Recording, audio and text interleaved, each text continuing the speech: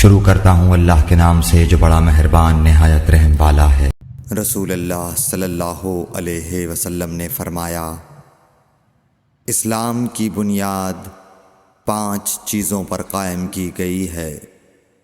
اول، گواہی دینا کہ اللہ کے سوا کوئی معبود نہیں اور بے شک حضرت محمد صلی اللہ علیہ وسلم اللہ کے سچے رسول ہیں، اور نماز قائم کرنا اور زکوٰۃ ادا کرنا اور حج کرنا اور رمضان کے روزے رکھنا۔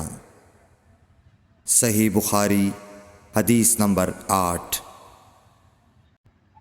حضرت محمد مصطفیٰ صلی اللہ علیہ وآلہ وسلم نے فرمایا، مسلمان وہ ہے جس کی زبان اور ہاتھ سے مسلمان بچے رہیں، اور مہاجر وہ ہے جو ان کاموں کو چھوڑ دے جن سے اللہ نے منع فرمایا۔ صحیح بخاری حدیث نمبر 10۔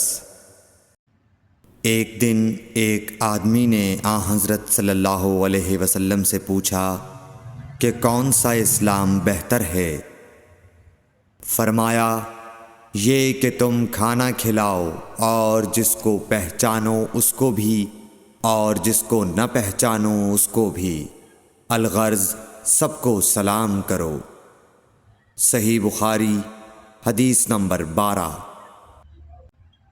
رسول کریم صلی اللہ علیہ وسلم نے فرمایا، قسم ہے اس ذات کی جس کے ہاتھ میں میری جان ہے، تم میں سے کوئی بھی ایماندار نہ ہوگا جب تک میں اس کے والد اور اولاد سے بھی زیادہ اس کا محبوب نہ بن جاؤں۔ صحیح بخاری حدیث نمبر 14۔